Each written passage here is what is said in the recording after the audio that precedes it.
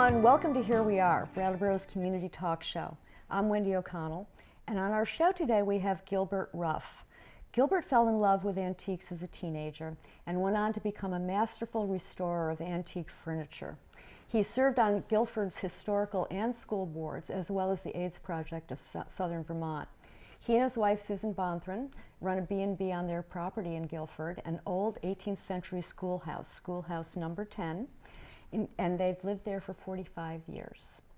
So, welcome to the show. Thank you, Wendy. Yes. Nice to be here. Nice to see you, Gilbert. Let's start off. Let's talk about falling in love as a teenager, because we all know that experience. Yours might be a little different. I've had a life bound up in things. And the reason is because when I was about 4 or 5 years old, I was walking down the street, and there was this very eccentric looking old lady in men's clothes mixing cement in her front yard. And she said, "Boy, I need help, I need help." So I went over and I steadied the wheelbarrow, and she introduced herself as Miss Eccles, and she said, "Please come into my house, I want to give you some milk and cookies." So I went into Miss Eccles' house, and I had never seen a place like this before. Every windowsill was beautiful hand-laid mosaic tile. Around every light switch was beautiful ivy painted to obscure finger marks. And all the furniture was old and just glowed with care. And I started going over to Miss Eccles a couple of times a week. And I had this real turning point when I was about 12 years old. I had a very abusive alcoholic father, and I had a terrible incident with him. And I went running over to Miss Eccles, and I was in tears. And she cleaned me all up and gave me something to eat. And I said, "Miss Eccles, I want to talk about what happened to me. It's important." And she said, "No, Gilbert, it's not important. What's important is what you make out of it and how you act after it, whatever happened." And she said, "Now I'll show you something that's important."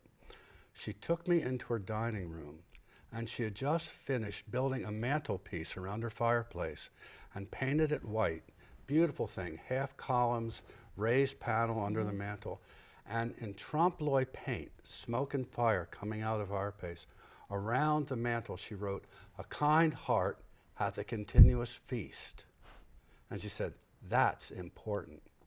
And I looked around this room, and every object I saw glowed because someone had built it with love, and someone had used it lovingly for anywhere from 100 to 300 years. And I thought, this is what I want for me. And that's how I got started. Falling in love, yeah, And that's amazing. Instead of going out and playing football on the weekends, I was hitchhiking to antique shops, always under the tutelage and mentorship of elderly people. And it wasn't about the money back then. Antiques didn't have a lot of cash value. They very patiently explained what the things were, and they were charmed by my interest. And so your eye was honed at such an early age. It certainly was. Also, I was lucky in that I had a horrible high school, so I would cut class and usually go over to the Philadelphia Art Museum a couple of days a week and go through the Americana collections. There's an education right there. Yes, it was. Yeah. And this was Riverton, New Jersey, I believe? Riverton. It's across the Delaware River from Philadelphia, and it's a beautiful historic village because it was started as fancy summer colony for wealthy Philadelphians about the time of the Civil War. You grew up there and you went to high school there, but meanwhile were you going to antique stores, or were they flea markets, or what was the venue? These were stores in people's houses. Right. One, for instance, my friend Mrs. Shaw, her husband had an egg delivery service. So he went over in the Pennsylvania Dutch country and farms all through South Jersey picking up the eggs. Well, while you're there, you might as well see if they have anything to sell. So he and his wife are handling beautiful Pennsylvania and New Jersey furniture, especially painted furniture. And then another old man at the time was Abraham Lincoln Burgess, and he had a shop in Mount Holly, New Jersey, and that was a little further slog to get to. But all through college years, I would try and get out there on the weekend, and he was a very patient man with a very good eye and a very committed socialist. So we would talk politics. He was proud that Eugene Victor Debs came into his store, and he was friends with Will and Ariel Durant, the famous historians. And A.L. would, if there was a chest of drawers, he would take all the drawers out. he would turn the thing upside down. He would turn the thing on his back and he'd say, look, look, look. And I learned about appropriate wood, finishes, wear, hardware, you name it. Wow. Very patient and but I was just so thrilled to be there. Yeah. Yeah. Well, there weren't many kids who were doing that kind of thing. I can't really say there were any other. Yeah. Yeah. Yeah, at all that you knew. No. No, no. That's No. Well, that put you in a league by yourself. Well, in a way it did, yes. Yeah, and it must have given you the opportunity to really not only get to know the antiques, but to get to know the people who really appreciated them. That's the part I think that was the most important to me.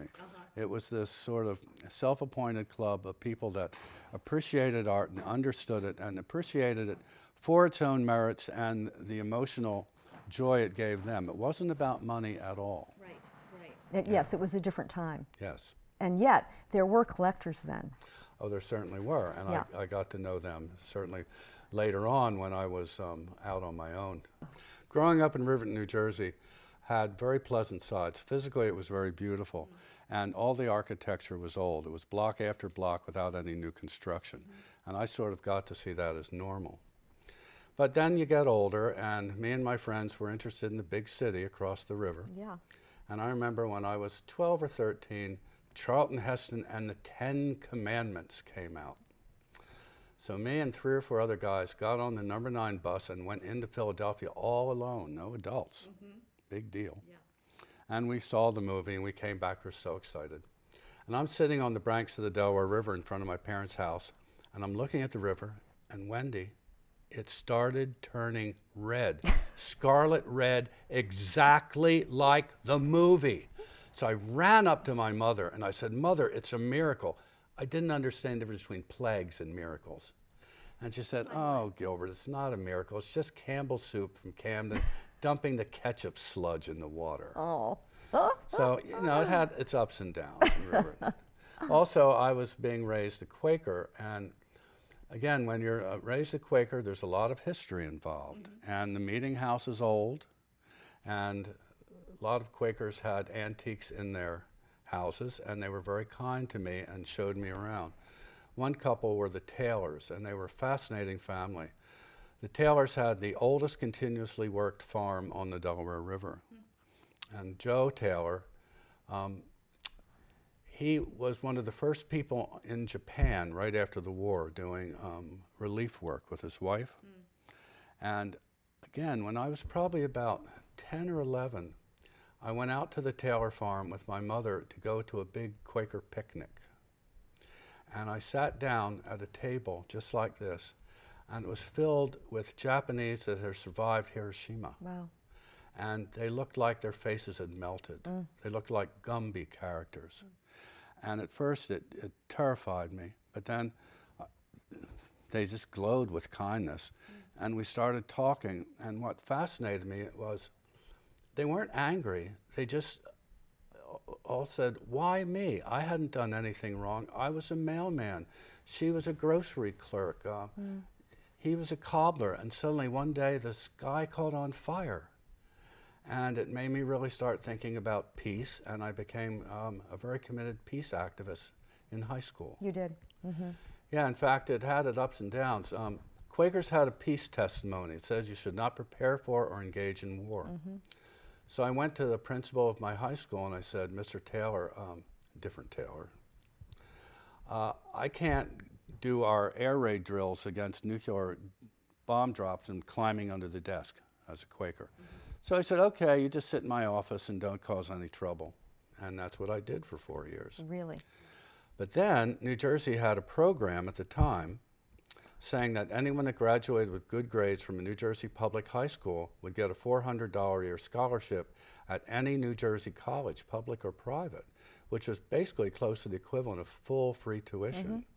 So I was all set, and then I was told by the school board that I was morally unfit to receive the award because of my political activity in the school. Wow. And this is 1960? Would have been 1964. 64, yeah. Yeah. So basically I doubled down on it. I became more politically active. And I went to college my first year on money I'd saved working in a glue factory, which was something out of Dickens. It sounds like. Yeah. Oh God. All right. And so so you go through that, and then you're still you're going to New York City. I right? met a lovely young woman who was 4 or 5 years older than me. I was a freshman. She was doing post-grad work. And she turned out to be the daughter of a very famous blacklisted left-wing Hollywood screenwriter. And her mother was a very left-wing modern dancer. So then suddenly I'm spending my weekends in Greenwich Village at the height of the beat thing. Yeah. And I still, my passion was antiques, and I just found college incredibly boring. So I started knocking on the doors of all the cabinet shops. And it took a long time to find a job because almost all of them wanted to give any work they had to their sons, their nephews, their grandchildren. I couldn't deny that that wasn't right. But I found this wonderful man, had a place called the Pine Store, Thompson Street, 1 block south of Washington Square. Beautiful handmade furniture in the upstairs window. So I knocked on his door, and he actually knew my girlfriend's mother, which was a help. And he said, yeah, you know, I really need somebody, and I'm happy to hire you. If you don't do the work, I'll fire you. And I will commit to teaching you.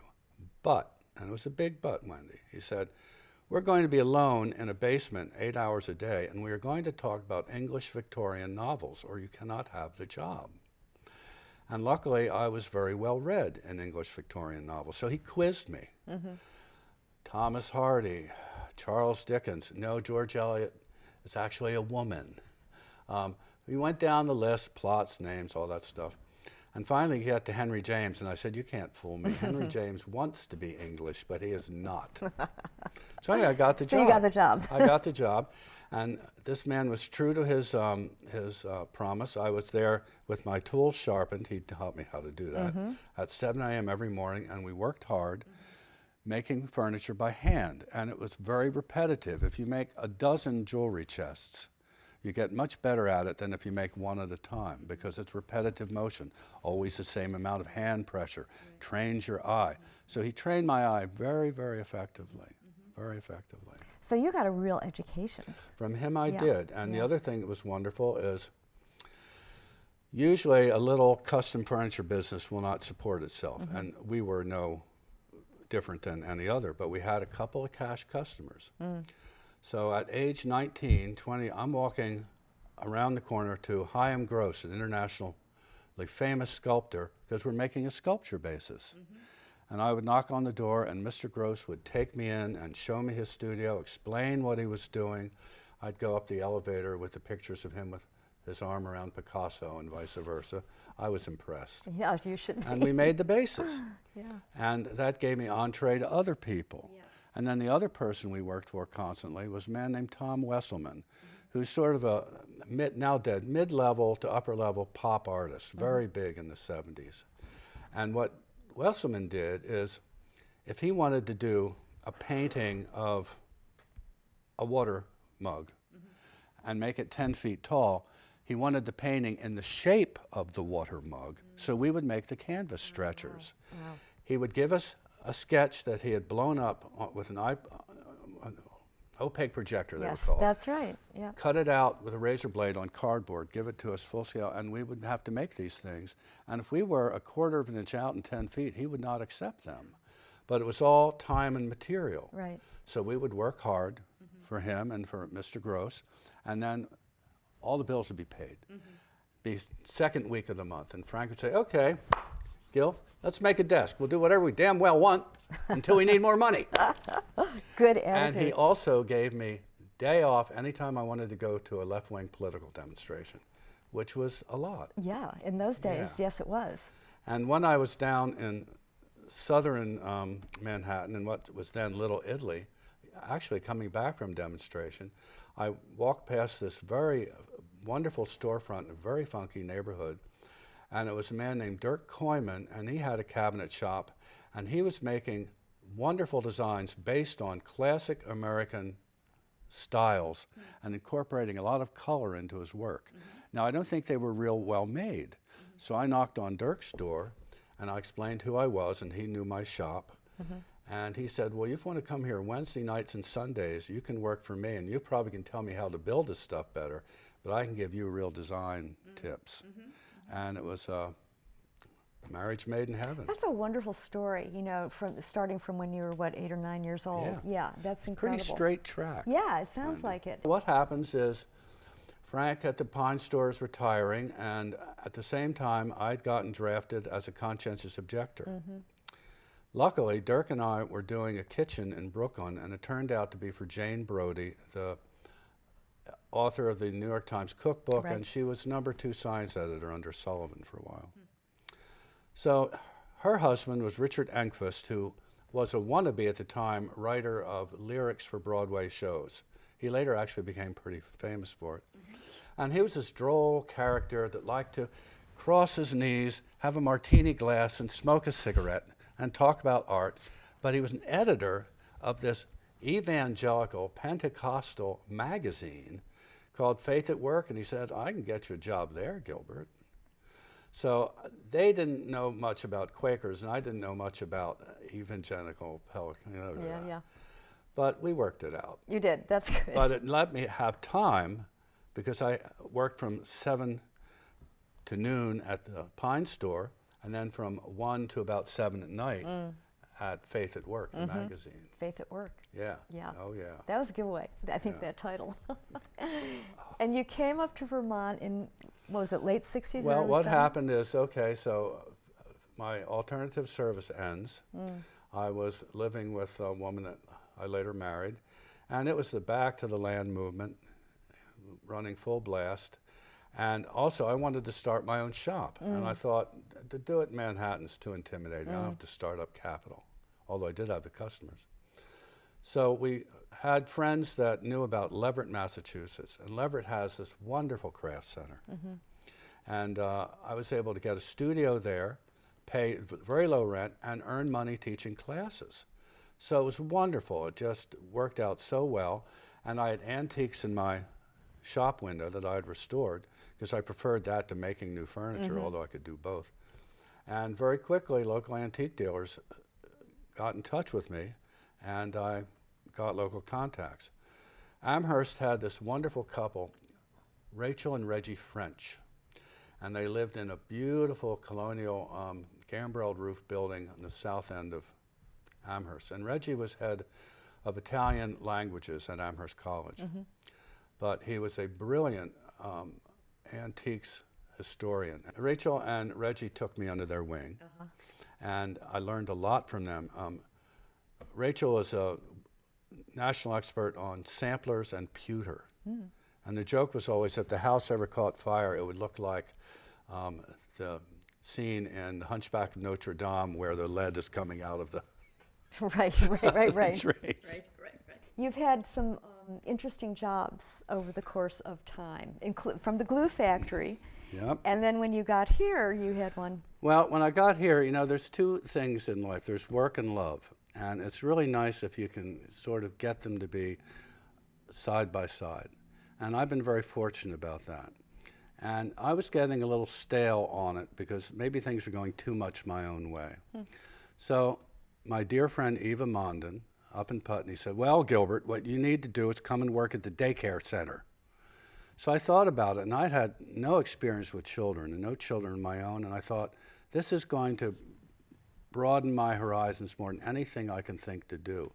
So I showed up one morning, and there I am, standing with Eva in this little fenced-in yard with about 24 children from age 2 to 4 running around screaming, you can imagine.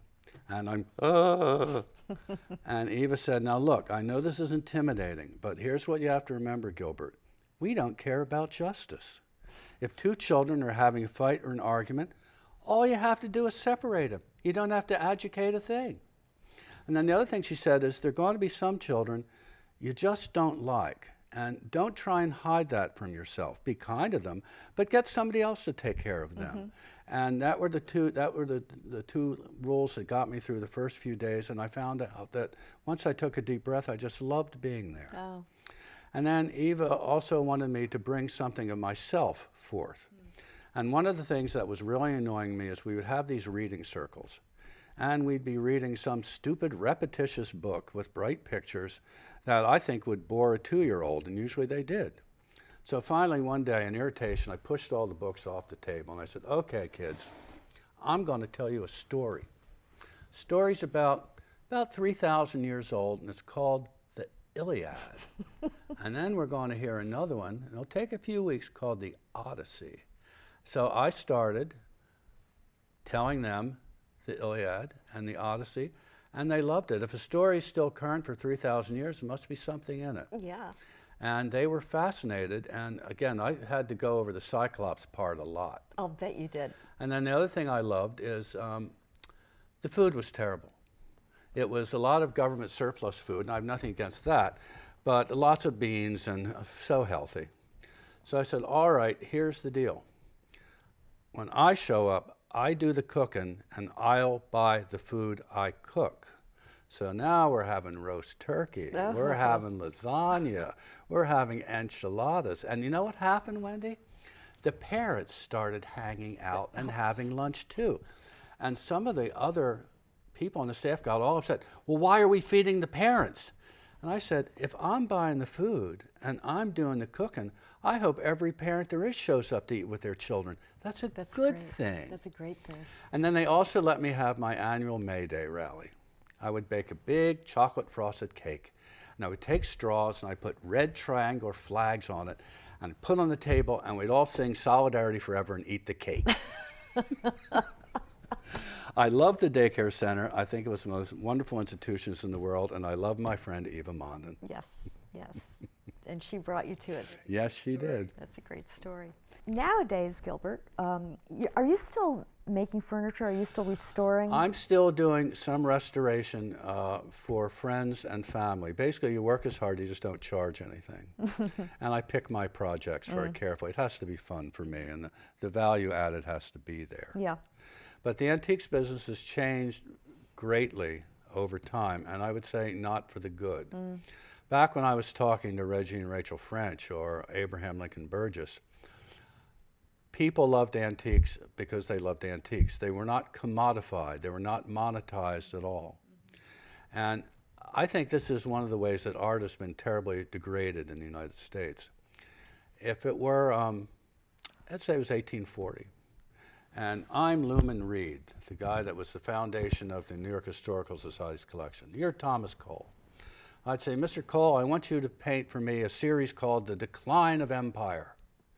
And you would say, well, Mr. Reed, I'm happy to do that for you. And we would establish a price. Cole would be paid very well, and he'd be put up and wined and dined while he did it.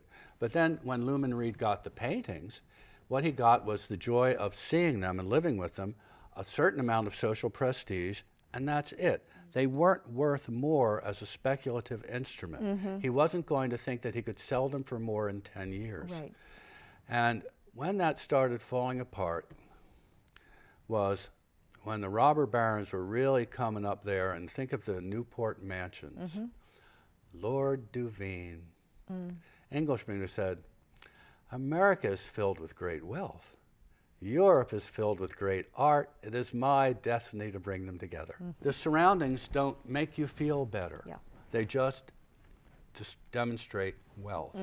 So at any rate, that was what was happening, again, at the end of the 19th century, to American art and antiques to varying degrees, but they didn't really catch on with antiques until about the 50s or the 60s, where suddenly, I think it was driven by the fact that a lot of people were leaving the city and getting second houses in the country.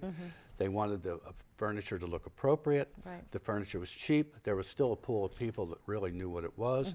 And I'm watching the prices go up, up, up, Right. up, and up. Right. Well, antiques over the years has certainly, it's given you such a wealth of experience, not only with antiques and culture, but also so much with people. I connect antiques to people, dead people. And when I'm sitting in my home, I look around, and every object I see was made by somebody with great attention and care, and basically that's a form of love.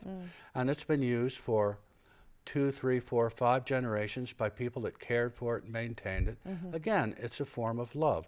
And speaking about love, I know that you brought a few things with you today. Here's the first thing I want to show you. If the house was burning down, this would be the second thing I'd grab off the wall. The first thing would be a metal robin that used to go over my friend Aunt Miss Eccles' door. Oh, mm-hmm. This is a pink cutout circle with lots of little ridges, about the size of a $50. Inside the disc is a tiny rose made out of embroidery thread. The rose is maybe 3/8 of an inch high. And it says in tiny fountain pen script, "Dinna forget." And then at the bottom it says, "Done without hands" by M.A. Honeywell. Martha Ann Honeywell made the most beautiful silhouettes in 19th century America. And her mother would take her to state fairs, other venues like that, in a special cart because she had no arms. She made these things with her toes. Now, when I learned about that, at first it gave me the creeps. And then I thought, what kind of woman was she? Imagine being a single woman with a severe physical impairment in the 1850s and how hard life would be. Mm-hmm. And she was able to triumph over that, make things that are so beautiful. We still hold them in awe 150 years later. And she supported her mother. I would like to have known her. And when I see this, that's what I think about. The quality of the work is exquisite, but I think of the person behind it. Right, and the story. And the circumstances. Yes, exactly. And where she was in history. Yes. Yeah. Not what's it worth. That's right. And I get so sad. People always ask me that. Well, what's it worth? And I always say, its value has not changed. Right. Its price has. Right. Well, that's a great line. And I don't care much about the price.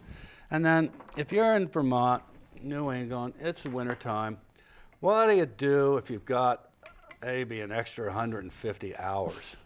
Get out your whittle knife and start cutting. See the captive spheres in the handle? Yeah. The lock, this is all one piece of wood carved out. Yeah. Now, Crazy. Yeah. the other thing I feel very strongly with about antiques is you don't own them. You just get to use them for a while. Everything I have, somebody else made. Again, many people have used. So it's just my turn. Now it's your turn for that. That's for you. I mean that. Oh, that's lovely. Oh, thank you so much. I'd like to prove my point. Oh, thank you, Gilbert. That's wonderful. It's a real Now, gift. again, nothing says it can't be weird. Again, you're going to have trouble seeing this because it's so small, but there's a full seascape of mountains, surf, and ocean on this little disc. And I kept thinking, well, what is this little disc? And I did a little research and did a little looking, and it's an uncrimped milk bottle cap, probably from the 1920s. And one can only wonder why. It was just waiting to happen. It's what they had. Yeah, it's so what anyway, they had. there it is. Gilbert, thank you so much. Thank you so much for coming on. We could tell a lot of We you could could tell go a lot on of and on. stories. Yep. Yeah. There's so many good ones that you have. It's been a real pleasure, Oh, Wendy. it's Thank been you so much. wonderful. It's been delightful. Thanks. Thanks to all of you for joining us today. There are some great stories. Gilbert has more of them, many, many more of them. You could probably give him a call and he'd be happy to talk with you and maybe show you a few items that he has available too. Keep in mind we are a weekly show, and so every week we have a new guest from the community coming on and talking to us about what they do and what they think and what they're about. So thank you so much for being with us today. See you next week.